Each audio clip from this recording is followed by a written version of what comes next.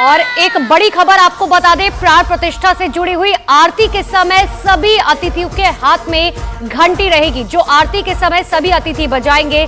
आरती के समय सेना के हेलीकॉप्टर अयोध्या में पुष्प वर्षा करेंगे। परिसर में 30 कलाकार अलग अलग भारतीय वाद्यों का वादन करते हुए भी नजर आएंगे।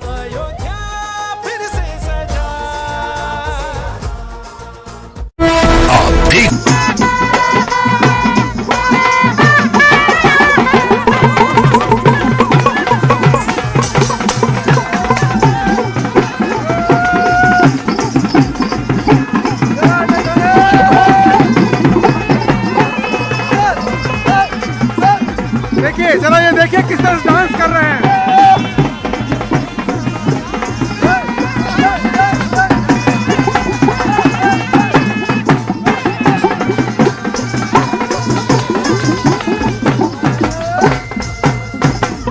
तो देखिए हरियाणा के कलाकार थे, किस तरह से जय श्री राम के नारों के साथ सजा दो फूल। तो आपको हम अलग अलग तस्वीरें दिखा रहे हैं और दिन भर कहीं मत जाइएगा, सिर्फ और सिर्फ न्यूज़ 18 इंडिया पर गड़कर बैठे रहिएगा और वहीं देखिएगा अयोध्या की छटा। फिर से कैशन दिखाइए, क्योंकि दिन निकल आया है, अब सुंदरता दिखाई दे रही है।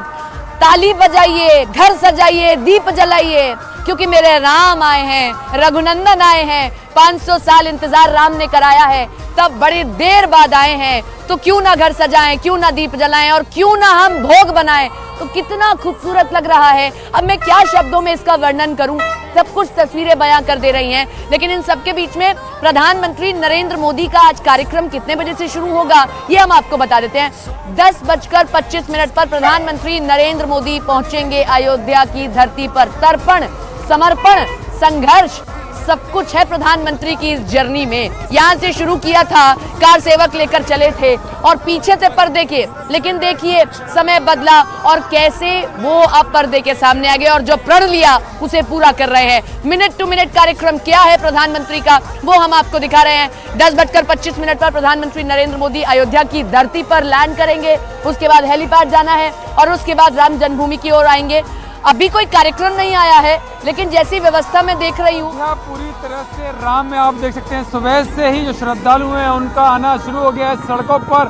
वो उतर कर प्रभु श्री राम लला के दर्शन करना चाहते हैं, लेकिन सर्दी का भी प्रकोप है। तो आप देख सकते हैं कि किस तरह से पुलिसकर्मी जो सुरक्षा में लगाए गए हैं, वो सर्दी से बचने के लिए जो हीटर लगाए गए हैं, जो गैस हीटर लगाए गए हैं रोड के सहारे, उन पर वो सर्दी दूर भगाने के लिए कोशिश कर रहे हैं। उस गैस हीटर का प्रयोग करते हुए उसके आसपास और वो खड़े हो गए हैं। लेकिन जो श्रद्धालु हैं उनके लिए कुछ भी नहीं है, वो इन सब से दूर, इन सबको परे हटाकर श्रद्धा के वशीभूत